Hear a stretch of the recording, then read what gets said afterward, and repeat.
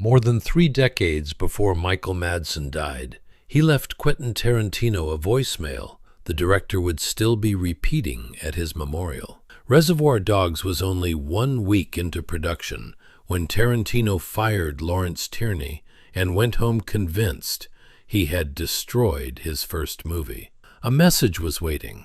It was short, private, and had nothing to do with fame. Those words survived a role Madsen turned down, years of distance, and the film that brought them back together. Standing before Michael's family, Quentin returned to that voicemail. Out of everything they had made together, why was this the memory he chose? The answer began long before Reservoir Dogs, in the family, work, and early setbacks that shaped Michael's understanding of loyalty.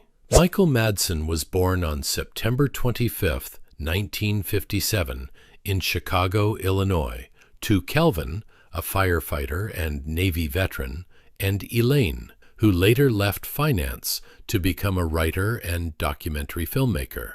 After his parents separated, Michael grew up between his father's practical view of work and his mother's willingness to reinvent herself. He pumped gas, fitted pipes, repaired cars, maintained a hotel, and worked as a hospital orderly before acting became a real possibility. That changed after he saw John Malkovich play Lenny in Of Mice and Men at Steppenwolf Theater.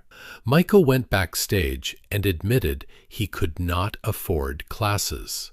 A program later arrived with a note allowing him to delay payment, giving him his first real opening into the profession. His father was not immediately persuaded that acting counted as honest work. Michael admired him anyway. Years later, when Calvin was older, Michael returned to Chicago with his youngest son and arranged a motorcycle escort to take 3 generations of Madsen men to a 4th of July celebration. The gesture had the noise and theatricality people expected from Michael, but its purpose was private. The trip brought Calvin, Michael, and Michael's youngest son into the same public celebration. 3 generations riding together after years in which acting had remained difficult for his father to understand. By then, Michael had already begun worrying about what his children would see when they watched him. He knew that a son could turn on a television and find his father threatening someone, carrying a gun, or dying violently. Michael once said, actors became more careful as they aged because their children eventually asked what they had put into the world. That concern reveals the tension beneath much of his career. He needed to keep working for his family, yet the work most readily available often strengthened an image he did not want his sons to confuse with the man at home. Before Quentin Tarantino arrived, Michael had already shown flashes of what made him unusual, but Hollywood mostly saw the heavy voice and the suggestion of danger. Quentin noticed something else. Michael became most compelling when he lowered the volume. Madsen originally wanted to play Mr. Pink in Reservoir Dogs. The role had more dialogue with Harvey Keitel, and Michael was trying to avoid another character defined by violence. He read for it and argued his case. Quentin listened, then told him that he was Mr. Blonde. If he would not play Mr. Blonde, there would be no other part. The decision required trust in a director who had never completed a feature. It also required Michael to accept the possibility that one role might follow him forever. Quentin had recognized that Michael's stillness could do what another actor's shouting could not. Mr. Blonde seemed most dangerous when he behaved as though nothing important was happening. The production had little money to create distance between life and performance. Michael supplied his own Cadillac. Kirk Baltz, playing the captured police officer, asked to be driven around inside the trunk so he would enter the warehouse frightened and disoriented. Michael took him over rough roads and stopped for food before returning to the set. When the trunk opened, Baltz had already spent enough time without control to bring that feeling into the scene. A smaller detail exposed Michael more clearly. During the confrontation, Baltz pleaded that he had a child at home. Michael was already a father, and he later admitted the line made him reluctant to continue hurting the character, even in make-believe. The finished scene presents Mr. Blonde as almost cheerful. Underneath it, Michael was resisting what the scene demanded. That resistance became part of its power. Quentin did not remove the actor's discomfort. He built the menace around it. Another crisis during the first week created the memory Quentin would carry longest. Lawrence Tierney, the veteran actor playing Joe Cabot, had repeatedly challenged the young director. After a final confrontation, Quentin fired him in front of the crew. People applauded, but Quentin went home certain the financiers would blame him for the lost footage and replace him before the film was finished. Michael called that night. Reservoir Dogs had not made either man famous. Quentin had no position from which to reward loyalty, and Michael had no reason to flatter him. He said the firing had been necessary, that he respected Quentin as a director, a captain, and a man. Then he ended with 5 words Quentin would carry for more than 3 decades. "I'm on your side, buddy." Harvey Keitel later helped calm the dispute enough for Tierney to return, but Michael's message had already done something the production company could not. It told Quentin that one member of the cast believed he had earned the right to lead. Their friendship began not at a premiere, but at the moment failure still appeared more likely than success. Reservoir Dogs changed their lives, but not in the same way. Quentin became the filmmaker everyone wanted to watch. Michael became the man everyone thought they already understood. A few roles allowed him to show warmth or weariness, but many offers simply repackaged Mr. Blonde. The more visible he became, the narrower Hollywood's idea of him grew. Michael accepted an extraordinary amount of work. Some projects were strong, many were forgettable, and several embarrassed him. He rarely pretended otherwise. He had children, former partners, legal expenses, school costs, mortgages, and more than one household depending on his income. He once explained that he was not going to move his sons into a trailer because the next script was poor. The decision to keep saying yes protected his family financially, even as the volume of work made it harder for stronger performances to stand out. That reflex led to the most famous fracture between him and Quentin. Tarantino wanted Michael to play Vincent Vega in Pulp Fiction, linking the character to Vic Vega, Mr. Blonde's real name. Michael had already committed to Wyatt Earp as Virgil Earp.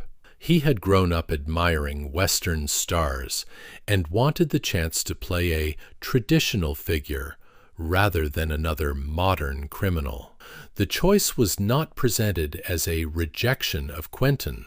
Michael had wanted a Western and an opportunity to move beyond the kind of criminal role Reservoir Dogs had made inseparable from him. The schedules collided, and the Western would not release him. John Travolta took the role. Pulp Fiction became one of the defining films of the decade and transformed Travolta's career. Wyatt Earp did not give Michael the future he imagined. For years, the decision was retold as a joke about terrible judgment. For Michael, it was harder than that. The choice cost him Vincent Vega and created a distance from Quentin that lasted for years, even though Michael had made it partly to avoid repeating Mr. Blonde. Quentin was hurt, and the two men spent years at a distance. Their careers moved according to opposite instincts. Quentin protected his name by making very few films. Michael protected his family by taking almost every job. One became more powerful through scarcity. The other became easier to overlook through constant visibility. Their reunion came through Bud in Kill Bill. Quentin did not pretend the missed role or the silence had never happened. Instead, he offered Michael a character shaped by everything that had happened between them. Bud was a former killer living in a trailer, working a humiliating job, carrying old pride in a body that no longer convinced anyone. By the time Kill Bill arrived, Michael had lived through years of professional disappointment that were not yet part of his life when Reservoir Dogs was made. That experience helped him understand a man who could still be dangerous while already feeling defeated. Quentin did not ask him to repeat Mr. Blonde. He gave those intervening years a place inside Bud. That was the first reversal in their story. Missing Pulp Fiction appeared to have removed Michael from Quentin's rise. Instead, the disappointment became part of the performance that brought them back together. Mr. Blonde frightened people because life seemed unable to reach him. Bud held attention because life had reached him everywhere. Michael called Bud his best role since Reservoir Dogs. The part restored more than professional credibility. It proved that their friendship could absorb resentment without pretending it had never existed. They were not loyal because neither had disappointed the other. They were loyal because disappointment had not been given the final word. Michael later returned in The Hateful Eight and briefly in Once Upon a Time in Hollywood, but the titles mattered less than the invitation itself. Quentin was known for keeping a small circle of performers he trusted, and Michael remained inside it, despite once walking away from the role that could have placed him at the center of Pulp Fiction. Outside Quentin's films, Michael's private life was far less controlled.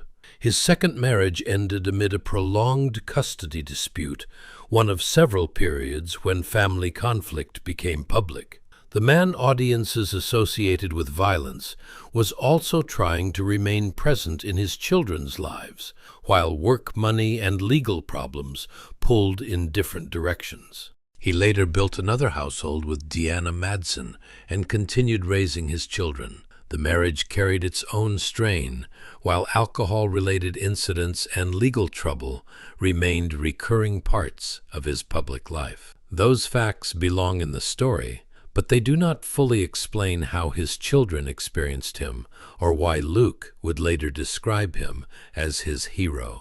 The part of him least visible on screen survived in poetry. He wrote about parents, sisters, children, hotel rooms, old dogs, failed relationships, and the loneliness of waiting on a production that did not deserve the effort. He wrote on scraps of paper, receipts, and whatever was near when a line arrived. Poetry was not a late attempt to soften the outlaw image. It was the place where the outlaw image had never been necessary. His sister Virginia later described him as both thunderous and tender. That contradiction was not merely a family's affectionate correction of a famous persona. It was the engine of his acting. Michael could make a violent man interesting because some part of him always understood the cost of violence, even when the character did not. The deepest cost of his own life arrived in January 2022. His 26-year-old son Hudson, an Army veteran living in Hawaii, died suddenly. Michael had spoken with him only days earlier. Hudson had talked about the future, his marriage, and the possibility of having children. Their final text exchange ended with the words, "I love you, Dad." Michael said he had not recognized a warning. That absence of explanation became part of the grief. He kept returning to the plans Hudson had described, looking for a sign inside ordinary conversation. For an actor whose movies often treated death as sudden but readable, his son's death offered no scene that could be replayed until it made sense. The public statement Michael released was painfully direct. Losing a child, he said, was the most difficult experience a parent could endure. He did not turn the loss into a lesson or claim that work could heal it. He continued acting and writing because those were the habits available to him, but the movement no longer carried the same confidence. After Hudson's death, Michael's family entered a period already burdened by conflict. The loss did not explain every problem that followed, but grief remained part of his final years alongside the work and writing he continued to pursue. His son Luke later called him his hero. The word matters because Michael had spent years fearing that his children would judge him through the men he played and the mistakes strangers could read about. Luke remembered something broader, the father who introduced him to movies and motorcycles, the man whose voice filled a room, and the person whose flaws did not erase the love his sons had received. Near the end of his life, Michael was preparing a new collection titled Tears for My Father, Outlaw Thoughts and Poems. Its title returned to Calvin, the firefighter, whose practical view of work had shaped Michael long before acting became his profession. It also returned to a question that ran through much of Michael's writing. What happens when men inherit love, but not the language to express it? Quentin wrote the foreword. He did not center Mr. Blonde's dance or the glamour of cinematic danger. He wrote about Michael's attention to small family memories, a mother's arms around a father, the way a sister looked in a dress, the absurdity of an actor stranded on a bad location. Quentin understood that these details were not separate from Michael's screen presence. They were what gave it weight. That became the second reversal. Hollywood had treated Michael's sensitivity as something hidden beneath the tough guy exterior. Quentin saw that the sensitivity was the reason the exterior worked. Michael's pauses felt dangerous because they also carried shame, loyalty, fear, and a tenderness the character did not know how to reveal.